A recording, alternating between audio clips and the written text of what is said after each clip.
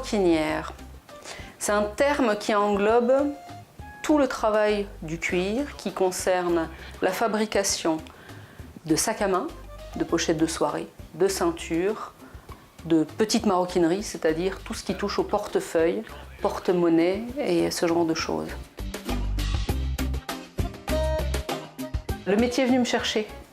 En réalité, je m'étais lancée au niveau scolaire sur une autre voie et j'ai été recrutée dans mon lycée.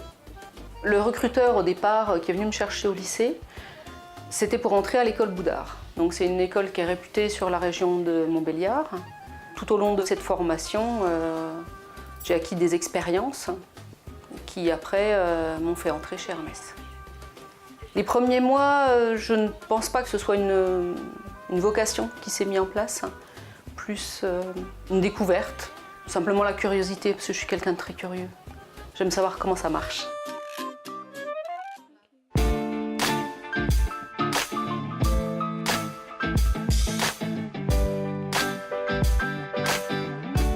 Quand je reçois une cliente, elle vient avec une idée précise, puisque je fais du sur-mesure.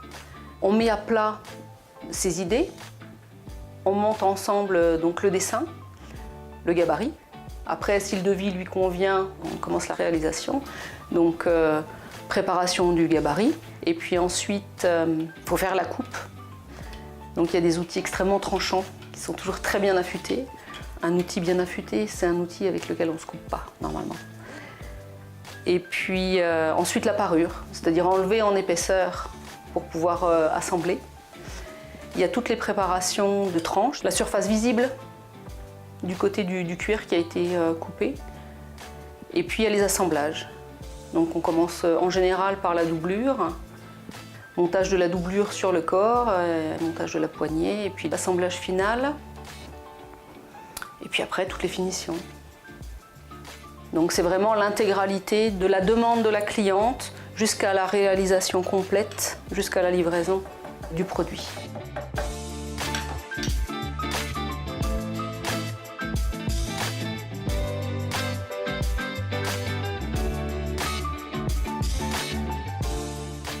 Mes outils de travail sont principalement des outils manuels. Je travaille comme il y a 100 ans, 150 ans, 200 ans. J'utilise la pince à coudre, je couds à la main. Pas que, j'utilise aussi une machine à coudre, mais je couds à la main. Je couds parfaitement bien à la main. Donc pince à coudre, à laine, double aiguille, enfin 2 aiguilles montées sur un seul fil. Et puis je coupe avec un couteau à pied, ce qu'on appelle aussi le couteau de mille lunes. Et puis le couteau à parer. Il y a certains cuirs, je ne peux pas m'empêcher de venir les sentir. Il y a une odeur particulière, même quand j'achète du cuir. Une odeur particulière et la plupart des matières sont extrêmement sensuelles à travailler.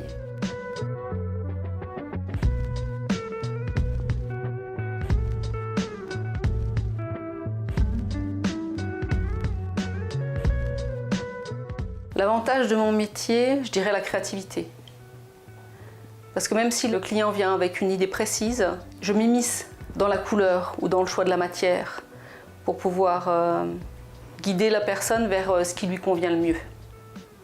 Et puis l'inconvénient, c'est qu'en été, il n'y a pas beaucoup de monde, parce que les gens partent en vacances, ils ont d'autres choses à penser que de se faire fabriquer ou de faire réparer quelque chose.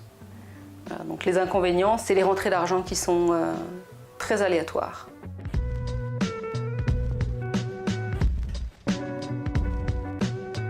Quelqu'un qui débuterait, qui me demanderait conseil, je lui dirais d'aller travailler dans une entreprise pour acquérir un maximum d'expérience, si possible de faire plusieurs entreprises pour connaître un maximum de techniques différentes. Et si à terme c'est pour s'installer à son compte, plus la personne aura fait d'années d'expérience ou d'entreprises différentes, voire les deux cumulés, plus il sera apte à se débrouiller seul face à une clientèle et à son travail quotidien.